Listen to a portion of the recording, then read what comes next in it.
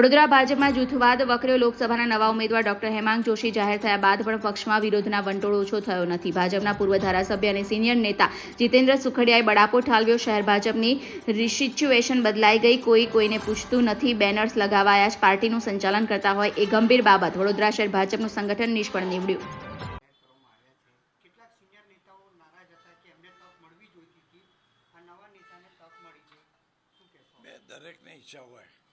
દરેકની ઈચ્છા હોય કે હું ઉમેદવાર બનું, લાયક પણ હોય, એને પાત્ર પણ થતા હોય, પણ અમુક સંજોગોમાં ઉપરવાળાને પણ અમુક રીતે વિચાર કરવો પડતો હોય છે કે 26 ઉમેદવાર સિલેક્ટ કરવાના છે, કાસ્ટ, ક્રીડ, એરિયા આ બધું જોવું પડતું હોય છે.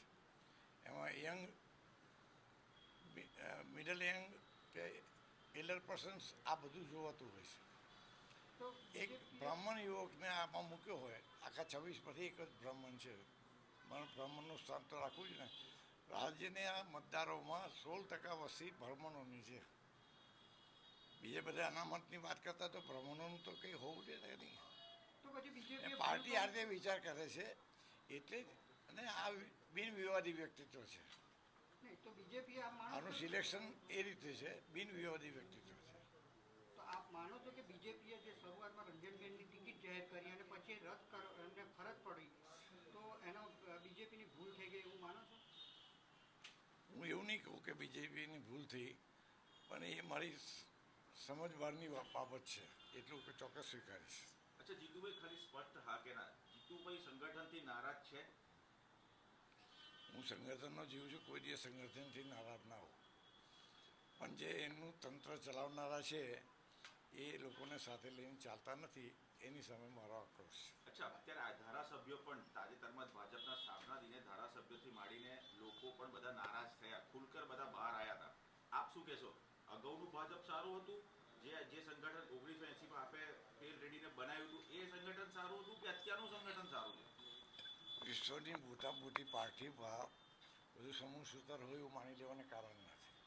તો ધર્મમૂર્તિ ફેરફાર સંગઠનમાં કરવો જોઈએ એવું માનો છો? પણ ભારતીય જનતા પાર્ટીનું મોવડી મંડળ એની રીતે સક્ષમ છે સમસ્યાના ઉકેલ માટે.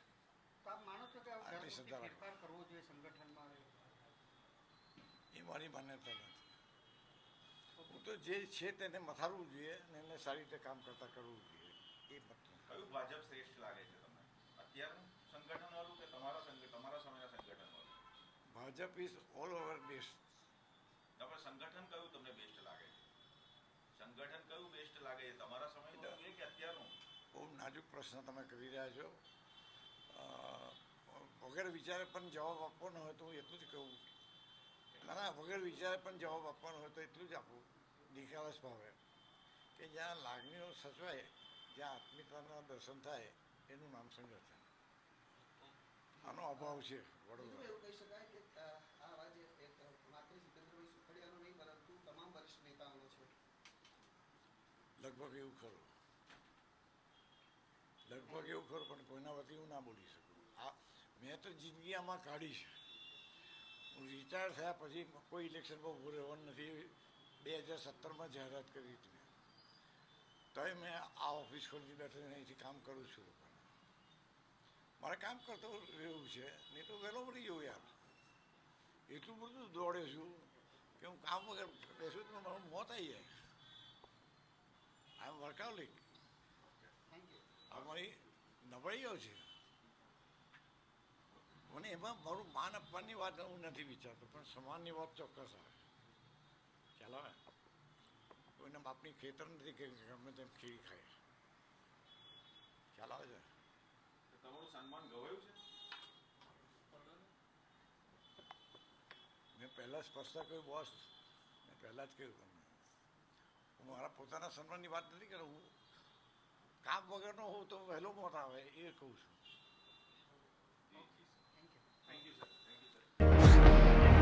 તહેવારોના રંગ ખેડા જિલ્લા બેંકના સંઘ ગોલ્ડ લોન, પર્સનલ લોન, વાહન loan, commercial vehicle loan, tractor loan, solar rooftop loan offer મર્યાદિત સમય માટે જ. આકર્ષક વ્યાજ દર, પ્રોસેસ ફી 0 છે. આપ સંપર્ક કરો, બેંક આપના દ્વારે આવશે. મોબાઈલ નંબર છે 7046995102. બીજો નંબર છે 7046995136. ગુજરાતની સર્વપ્રથમ વોટ્સએપ બેન્કિંગ શરૂ કરનાર જિલ્લા બેંક એટલે ખેડા જિલ્લા મધ્યસ્થ સહકારી બેંક લિમિટેડ નડિયાદ. જિલ્લા બેંક આપણી બેંક, હવે આપના આંગણે. આજરોજ આણંદ જિલ્લામાં રાસનોલ ગામે સતત 15 વર્ષથી સેવા આપતી સંસ્થા એટલે સંતરામ ચેરિટેબલ ટ્રસ્ટ દ્વારા ચાલતા સંતરામ સીવણ ક્લાસીસ હવે આપણા ગામમાં વહેલા તે પહેલાના ધોરણે શરૂ થવા જઈ રહ્યા છે. અનુભવી ટ્રેનર દ્વારા તાલીમ આપવામાં આવશે. તાલીમના સૌથી વધુ કલાકો અને 100% પ્રેક્ટિકલ તથા થિયરી અને સંસ્થાનું સર્ટિફિકેટ પણ એનાયત કરવામાં આવશે. ફેશન ડિઝાઇન અલગ કોર્સ, લેડીઝ અને જેન્ટ્સના અલગ અલગ બેચ પણ ઉપલબ્ધ છે. કોર્સ મર્યાદિત 3 માસ માટે છે. બેબી ફ્રોક, સાદા બ્લાઉઝ, દાંતવાળા બ્લાઉઝ, કટોરીવાળા બ્લાઉઝ, લેગી અને ડ્રેસ. અમારી સંસ્થામાં ભણતરની કોઈ મર્યાદા નથી. અભણ હશે તો પણ ચાલશે. વિકલાંગ, શ્રવણમંદ, વિધવાઓને મફત તાલીમ આપવામાં આવે છે. તો રાહ કોની જુઓ છો? વહેલી તકે એડમિશન લઈને રોજગારી મેળવી શકાય છે.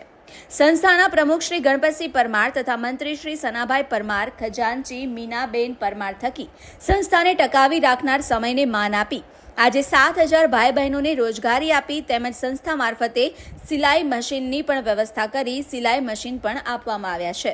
તો જલ્દીથી તમારું એડમિશન લો.